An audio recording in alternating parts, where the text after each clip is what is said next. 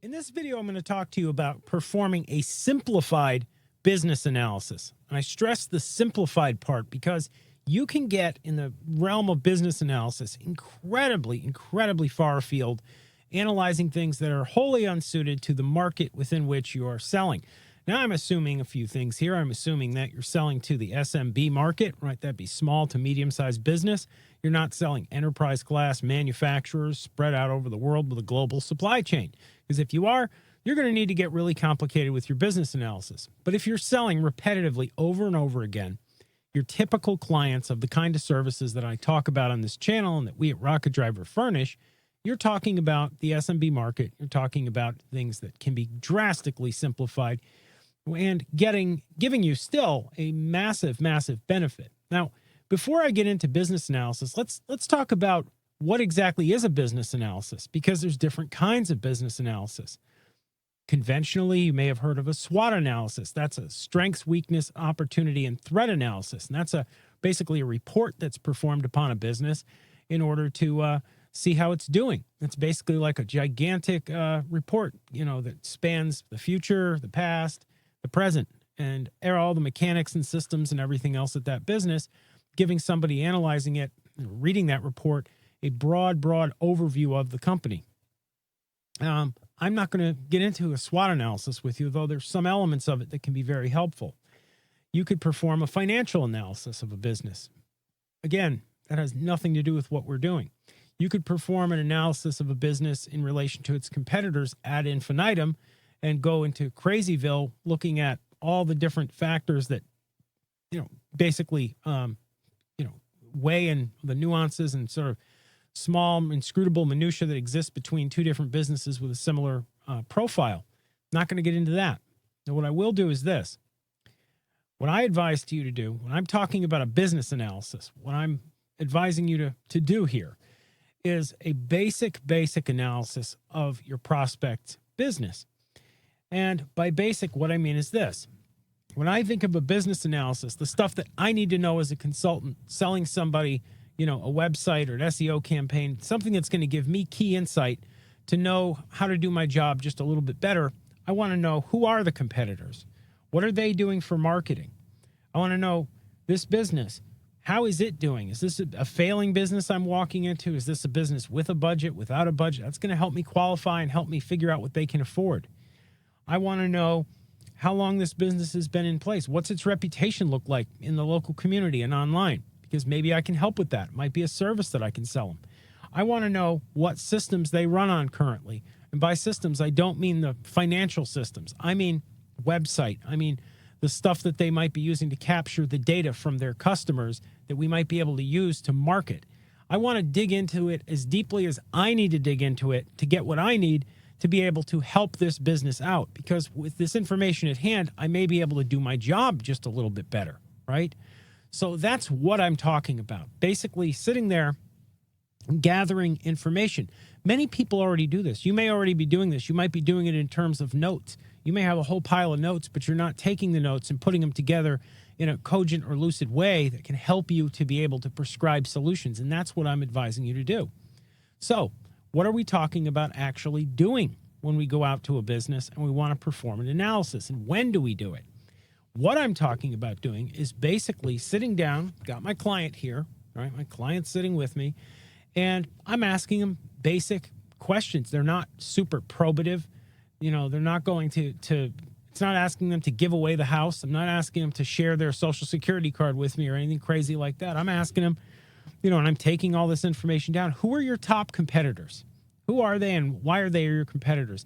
How do your products stack up to theirs? Are you guys better or worse? How do you feel about it, right? The business owner is going to know the answer to this, usually. If they don't, they're just deluded, but they almost always are going to know who their competitors are and how they stack up. They're going to answer honestly because you're there to help. So they're going to give me that. Okay, you have a website presently. Do you know what it's built on? Do you know who built it? Do you know anything about it? Tell me what you know about your site. They may know nothing. They may know a lot.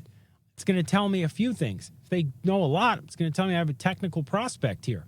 Somebody, it's telling me information not just to help them, but also for me to sell them. So, they tell me, oh, we've got a site. Yeah, it's built in WordPress. It was built 4 years ago. It's kind of screwed up because of da-da-da-da-da. and meaning all the infinitely different ways that the site can fail somebody. So I'm going to take that down. I'm going to ask them, how's their reputation online? And then I'm going to follow up with a check myself, because it takes 5 minutes. If they move ahead and they want to, if they move ahead with the services with me, I'm going to obviously go and do a little report card myself and check them out online. Ask them if they use social media. Ask them what marketing they've tried in the past.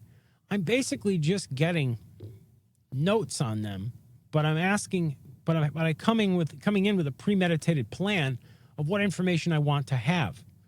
You're just gathering this information so that you can go and then, using this information, be a more effective consultant and close them better. That's what this is really all about. It's not about, getting every single last bit of data out of the prospect. It's about getting the data that's important and committing it to memory by writing it down or recording it, which is something that I advise everybody to do. And I've said that on a lot of occasions. If your prospect will let you, and, you're having a meeting and it's not rude, if they'll let you pull out your phone and record the conversation to take notes from later, do it. You'll oftentimes go back and reference that recording and figure, things you remembered as a big deal or not a big deal, things you remember as nothing or something. So, always go ahead and, if you can, take better notes.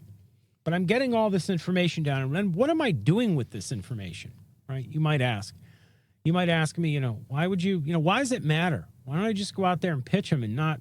Because in my sales model, closing somebody on most of the services that we sell, websites, SEO, many different services, is usually a 2 or 3 step process. Sometimes a 4-step process. Actually, much of the time it's a 3 and sometimes a 4. And the reason for that is simple. I have that first contact where I set an appointment. I have the second one where I go in and do consulting. And it's at that one that I want to get this information.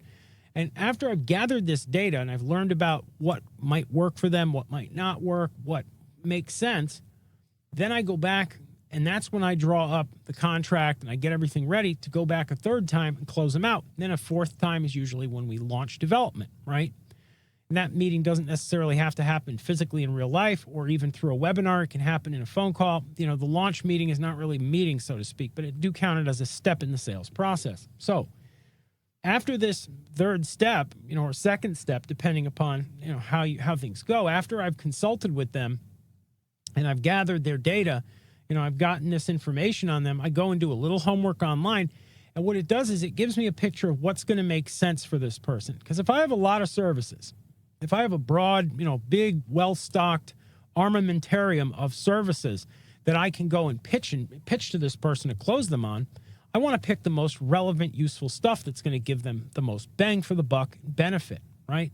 So to do that, I take all the information that I've gleaned from them, looking at their competitors, what they're doing, looking at their website, looking at the systems they've had in the past, the systems they presently have, how they stack up in the market, what the reputation looks like. And depending on that, I come back with usually 2 proposals. One proposal is for what came to mind right then and there and what we talked about, right, when I sat down that meeting with my prospect, right? Usually you're talking about the website or you have something in mind.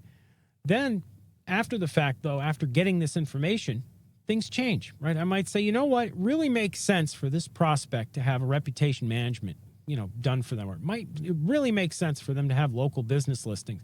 It really makes sense for X, Y, and Z to be done for this prospect. So with that stuff in mind, I commit that all to my notes. I get that stuff ready, and then I go back to my prospect, and I usually have a contract and then an addendum on that contract, basically like 2 contracts, one for what we talked about before, right? Because I want to close on that. And then that second contract that has in it the stuff that I came up with after analyzing them deeply, not super deeply, right? Remember, this is not like a week-long process.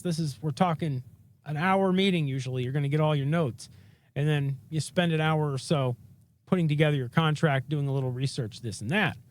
You will be amazed if you function this way in business, if you're doing this on a routine basis, how many insights it gives you to just gather this little bit of information about a prospect versus just pitching blind, so to speak. You will come back and you're going to have so much more information that such a more informed opinion and a much better close, because you're closing based on data points you understand. And let me tell you, it will absolutely shine through in you when you're in the sales process, when your prospect knows that you've done your homework and you know their business. They are much more apt to buy from you, and they're much more apt to trust you because they know you're doing your homework. You're not somebody that's just a salesperson trying to shove something on them. That's how you have to be if you really want to be successful in this business. If you really want to be successful, you'll be a consultant. You'll care about your clients, and you'll work hard to give them the best possible solution. You might charge them a lot of money, but you'll give them more back in terms of the return on the investment with you because you're applying the services strategically. You're not trying to shove, SEO onto a business that gets all of its leads through some reseller network or through some, different source, or you're not trying to shove local business listings on a business that's marketing themselves globally, or you know what I'm saying?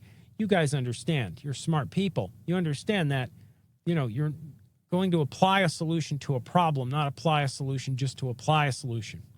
Anyhow, go out there, practice as a consultant, do your business analysis, make sure that you handle each and every lead to the max, and that's going to wrap up this video.